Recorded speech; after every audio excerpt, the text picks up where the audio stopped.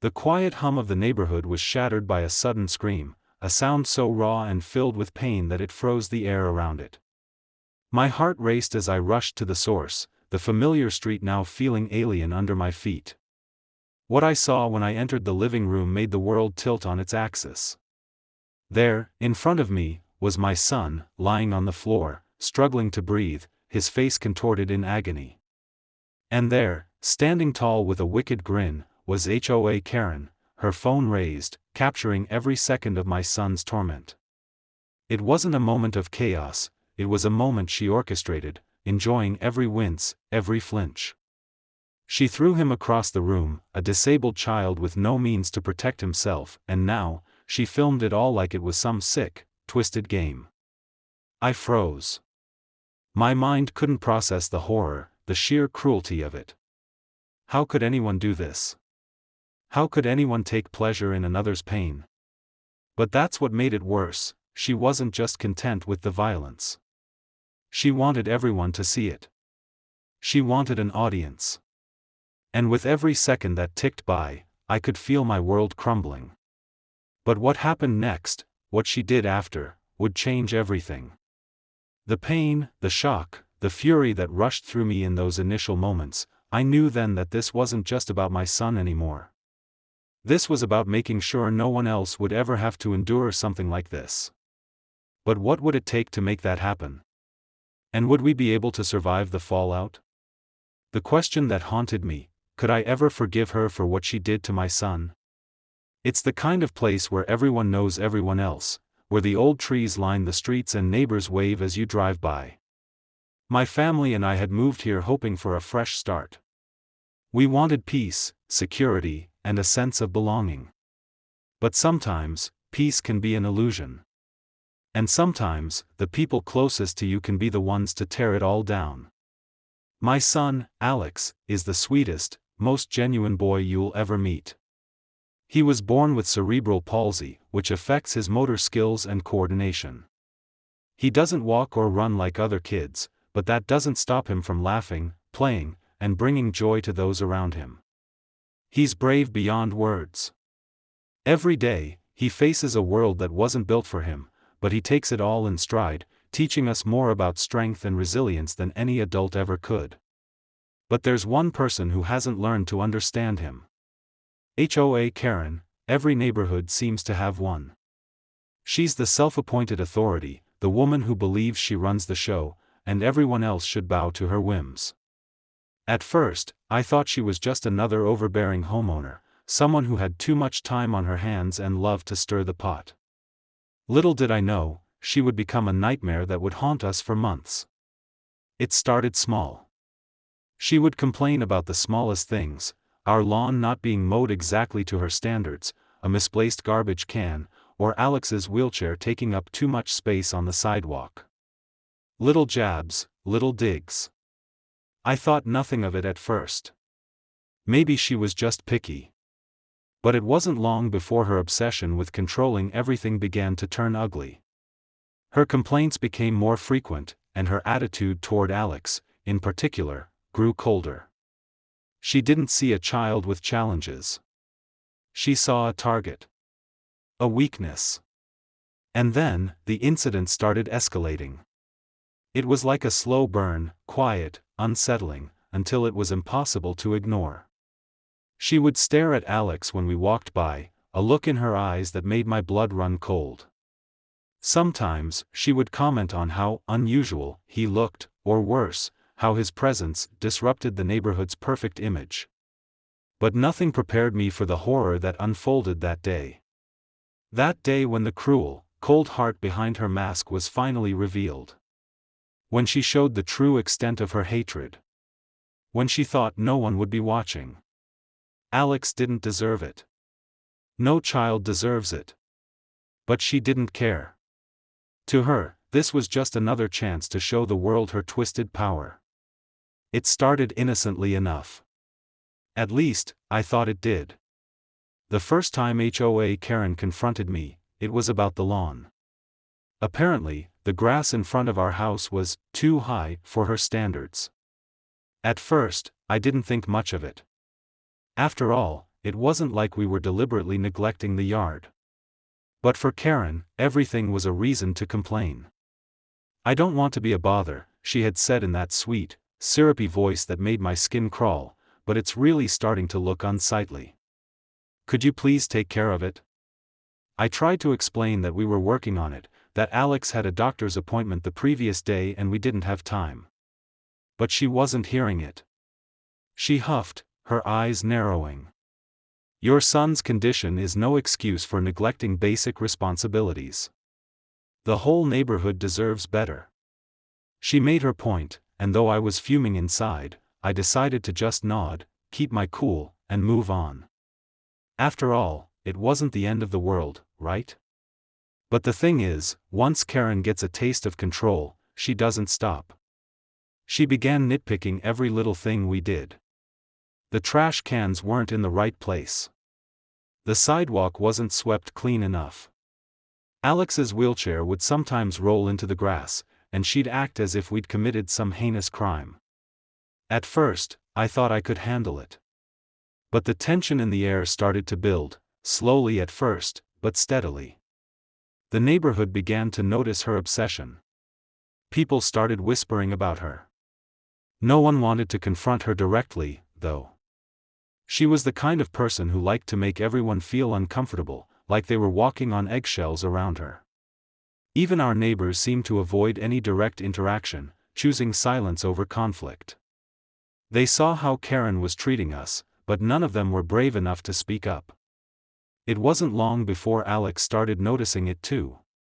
His face, usually filled with innocent joy, began to show the effects of Karen's constant presence.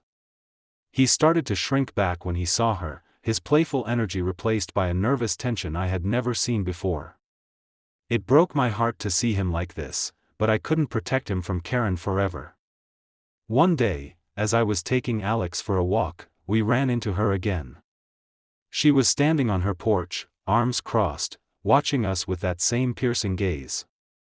I should have known something was off, but the air was thick with that kind of subtle tension that makes you second-guess your own instincts. I told Alex to keep walking, but she called out to us. "Isn't it about time you took care of that ramp, too?" she asked, her voice dripping with condescension. "It's in the way, and it's an eyesore for everyone." I could feel my temper rising. The ramp was there for a reason. It was for Alex's safety. He needed it to get around. But Karen saw it as just another obstacle to her perfect, sterile vision of the neighborhood. "Karen, please," I said, trying to keep calm, "the ramp is necessary for Alex's mobility. It's not going anywhere." She smirked at me, and for a moment, I thought she might actually leave it at that. But she didn't. "You know," she said slowly, "maybe it's time someone taught you a lesson about what's acceptable around here. Your son's condition," she trailed off, her gaze flicking over to Alex, "doesn't give you the right to act like the rules don't apply to you." My blood ran cold. I could feel the anger rising in my chest, but I was holding back. I had to. For Alex's sake. But that moment wasn't the worst of it. It wasn't even close. Days later, I found myself outside working in the yard, doing my best to keep things as normal as possible for Alex. He was sitting on the porch, watching me, his eyes still wary whenever Karen's shadow passed by. And then, just as I bent down to pull some weeds, I heard her voice again, closer this time. "You're really not getting it, are you?" Karen said, standing just a few feet away. Her eyes were cold, calculating. "You think you can keep hiding behind that ramp and your son's condition? It's pathetic." I straightened up and turned to face her. I could feel the pressure mounting, the nerves beginning to fray at the edges. She was standing too close, invading our space in a way that felt more like intimidation than a simple complaint. "Karen," I said, trying to keep my composure, "you need to leave us alone." For a second, it looked like she might back off. Her lips curled into a mocking smile, but there was something darker beneath the surface. Something that told me she wasn't done. "You should be careful," she said in a low voice, "because one day, someone's going to get tired of your excuses. That was when I felt it, the dread. A sinking feeling in my stomach, like I could already see what was coming, but I couldn't stop it. The build-up had been slow, so gradual that I didn't realize how dangerous things had gotten until it was too late. The tension in the air had thickened, and Alex, despite his usual resilience, seemed to feel it too. He started withdrawing, his bright spark dimming under the weight of Karen's relentless harassment. Then, it happened. One afternoon, as we were inside the house, I heard shouting from outside. Alex froze.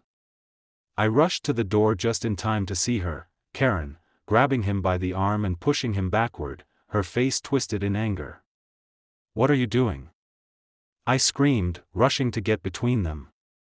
And then she did something I'll never forget. She threw Alex across the room. The shock hit me like a wave. She was filming it. Smiling as if this was just another victory to her. It all happened so quickly, so much faster than I could process. One moment, we were just inside, trying to make the best of a difficult situation, and the next, everything shattered in an instant. I had just turned away to grab a drink for Alex when I heard it, the unmistakable sound of something being thrown. The thud of impact echoed through the house, followed by a sickening silence that seemed to stretch on forever. My heart skipped a beat. I spun around, my eyes locking onto the nightmare unfolding before me. Alex was airborne, his body lifted off the ground by the force of Karen's brutal push. His wheelchair skidded across the floor, knocked aside as she forcefully shoved him away, as though he were nothing more than a nuisance she could dispose of. In that moment, I saw something in her eyes, a cold, twisted satisfaction that sent a shiver down my spine. This wasn't a moment of frustration or anger. This was calculated, deliberate cruelty. The sound of Alex's body hitting the ground rang out, and for a split second, everything stopped. His head slammed against the floor, and the room filled with the sharp crack of bones meeting hard wood. I could hear his breath catch in his throat, his eyes wide, pupils dilated with shock, as the pain hit him all at once. "Alex!" I screamed, rushing forward, but my legs felt like they were made of stone. It was as if my body couldn't process the horror of what I had just witnessed. Karen, standing over him, didn't flinch. She didn't move to check if he was okay, didn't offer a hand to help him. Instead, she held her phone out, her thumb tapping the screen as she filmed him writhing on the floor in pain. The twisted grin on her face told me everything I needed to know. She wasn't just getting satisfaction from hurting him, she was getting enjoyment out of watching his suffering. She wanted everyone to see it. Wanted to prove that, in her eyes, we were nothing. The camera caught the rawest moment, Alex's face contorted in agony, tears streaming down his cheeks as he struggled to push himself up. He was fighting his own body, trying to find his balance, but every movement was excruciating. "Karen, stop." I managed to choke out, my voice hoarse with fear and rage. I reached out for Alex, but she stepped back, her foot pressing down slightly on his wheelchair as though to keep him in place. She didn't stop filming. She didn't care. She laughed. "I wonder how much people would pay to see this," she sneered. "Maybe I'll upload it. People love a good spectacle." In that moment, I felt something inside me snap. It was a combination of fury, disbelief, and heartbreak all rolled into one. This wasn't just about Alex anymore. This wasn't about a disabled child or an argument over a ramp. This was about something deeper, something dark within her. The way she treated Alex was nothing short of evil. I rushed to Alex's side, cradling his head in my hands, trying to calm him down. But as I looked at him, his body trembling, his pain so raw, so real, it felt like the world had tilted. This was no longer a simple confrontation, it was an assault. The physical toll on Alex was undeniable. His body was bruised, his arm already swelling where it had slammed into the floor. His breathing was shallow, and his eyes were glassy, like he couldn't fully process what had just happened. But the emotional toll, the mental scar, would last much longer. It wasn't just the pain of his body. It was the hurt in his eyes, the fear, and the confusion.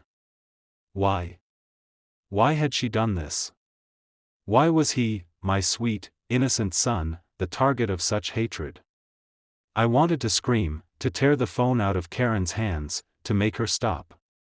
But the worst part was that in her eyes, this wasn't a crime. This wasn't something to apologize for.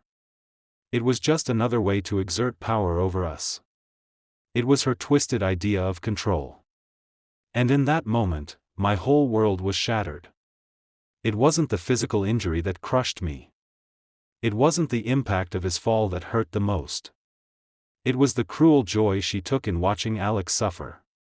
It was the breaking of a trust, the violation of a bond between parent and child that should never have been broken. As I pulled Alex into my arms, trying to soothe him, I realized that something had changed forever. We would never see Karen the same way again. And neither would anyone else who witnessed this. The moment I finally got Alex to his feet, I felt an overwhelming wave of emotion crash over me: fear, anger, helplessness. I held him tightly in my arms, my hands shaking as I tried to comfort him, but nothing could take away the pain he was feeling, both physically and emotionally. His face was pale, his lips trembling, and his breath came in shallow gasps as he tried to process what had just happened. "Alex, I'm so sorry," I whispered, my voice cracking. "I'm so sorry this happened to you." But my words felt hollow. How could I explain to him why someone he had never hurt, could do something so horrible? His body shook in my arms, not just from the pain, but from the terror. And I knew, deep down, that this moment, this one incident, would stay with him forever. The physical pain was evident. Alex's arm was swollen, and a bruise was already beginning to form on the side of his face where he had hit the floor. I could see the pain etched across his face, the way his body stiffened with each movement, but what hurt the most was the look in his eyes. The look of disbelief, the confusion. He couldn't understand why someone would hurt him. He couldn't fathom that kind of cruelty. I didn't know how to explain it to him, how to make it better. As I tried to get him settled on the couch, his eyes flickered to the window, his small, innocent mind still trying to make sense of what had happened. And then it hit me, the silence. It was deafening. The kind of silence that only comes after a traumatic event. The kind of silence that speaks louder than words ever could. I turned back to look at Karen, still standing there, her phone still in her hand, filming everything like she had no remorse, no understanding of the damage she had just caused. The thought of what she had done to my son, the way she had watched his pain for sport, made my stomach turn. I could feel the heat rising in my chest, the fury bubbling up, but it wasn't just about anger anymore. It was about something deeper, about justice. But where was justice? Who was going to stand up for Alex? The neighbors had heard everything, there was no way they hadn't. But when I looked outside, I saw no one. No one came running to help. No one came to see if we were okay. They'd all heard the screams, the sounds of my son falling to the floor, but all they did was close their curtains a little tighter and pretend it wasn't happening. It wasn't their problem. It was mine. I felt so alone. We all did. The authorities had to be contacted, of course, but even as I dialed the police, the weight of the situation felt unbearable. I was already bracing myself for what would come next, the inevitable question that would make me feel like I had to justify Alex's existence, as though his being disabled somehow made him less deserving of protection. I knew they would ask why it took so long to report, why I hadn't done more before. They would ask why Alex hadn't been out of the way in the first place. The questions, the judgments, they all seemed inevitable. But nothing compared to what I felt when I called the HOA office to report Karen's actions. Her behavior was criminal, plain and simple. Yet, when I explained the situation, the response I got was cold, indifferent. "We'll look into it," they said, but I could tell from their voices that they were more concerned about keeping their hands clean than helping us. The system, the very system that was supposed to protect us, was already failing Alex, failing us. Karen had gotten to them first, and in a way, she had already won. As the hours passed, the weight of it all sank in deeper. Alex fell asleep eventually, exhausted from the pain and the emotional toll of what had happened. But I couldn't sleep. I kept staring at him, watching his chest rise and fall, wondering if I had done enough, if I had protected him enough. The guilt was suffocating. I kept replaying the moment over and over in my mind, his body flying across the room, the look on Karen's face, her twisted enjoyment of it all. I couldn't escape it. The next day, Alex was quieter than usual. He didn't want to play, didn't want to go outside. I knew he was scared. And I couldn't blame him. His world had been turned upside down. His trust in the safety of our neighborhood had been shattered. He was no longer the carefree child he had been just days before. I tried to reach out to our neighbors, hoping that someone, anyone, would stand by us, that someone would speak out, but the responses I got were lukewarm at best. Some said they were sorry for what happened but didn't want to get involved. Others, too afraid of upsetting the delicate balance in the neighborhood, stayed silent. It became clear that no one wanted to take a stand. They didn't want to lose their peace, their comfort, for someone like us. The worst part? Karen wasn't even sorry. She didn't call, didn't ask if Alex was okay. She didn't even acknowledge what she had done.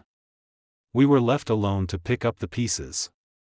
And in the process, I realized just how much the system, the community, the people around us, had failed us. They had failed Alex. And I had failed to see it coming. But I wasn't going to let it end like this. I would not let her get away with it. I would not let this community's indifference crush Alex's spirit any further. This wasn't over. Not by a long shot. In the days that followed, I felt like we were trapped in a never-ending storm. The phone calls to authorities, the back and forth with the HOA, the long, painful hours of watching Alex struggle with the fear and trauma of what had happened, it all felt like too much. But amid the chaos, something shifted. I refused to let it go. I refused to let Karen's cruelty become just another thing that happened. Slowly, the world around us started to change. The neighbors who had once remained silent began to speak up, some with more courage than others. A few, at least, stepped forward and made it clear that Karen's actions weren't acceptable. But it wasn't just their voices that mattered, it was Alex's. His bravery in the face of this, the way he found the strength to start speaking again, to go outside and reclaim the parts of his life that Karen had tried to steal, was nothing short of extraordinary. We took legal action. It was a long, difficult process, but we made sure the truth came to light. Karen was held accountable for her actions, and while the justice system isn't perfect, we knew we had done everything we could to make sure no one else would be treated the way Alex was. In the end, Karen was forced to face the consequences. The HOA could no longer protect her, and she was removed from her position of authority. It was a small victory, but it was a victory nonetheless. It wasn't just about her being punished, it was about sending a message to everyone who thought cruelty and abuse could be overlooked. It was about standing up for what was right, for showing that there are lines that should never be crossed. As for us, we're healing. It's not easy. The scars, both physical and emotional, are still there. But Alex is stronger than I ever imagined. He's finding his way back to the boy I knew before all of this started, laughing, playing, living without fear. Looking back, I realized that the real lesson in all of this wasn't just about fighting for justice. It was about the power of love, family, and resilience. It was about standing up against cruelty, no matter how small it might seem at the time. Because the truth is, if we don't stand up, if we don't fight, then what kind of world are we creating? We can't change the past. But we can shape the future. If you've been moved by Alex's story, If you've ever felt the sting of injustice or witnessed cruelty, I urge you to take action. Don't stay silent. Stand up for those who can't defend themselves. Share this video to spread awareness, to show the world that we won't tolerate abuse, no matter who it comes from. Let's make sure Karen's actions don't go unnoticed. Let's be the voices for the voiceless. Comment below if you've ever faced a similar situation or if you know someone who has. Your voice matters. Together, we can create a world where kindness and compassion prevail over cruelty. Don't let another child suffer in silence. Stand with us. Stand for justice.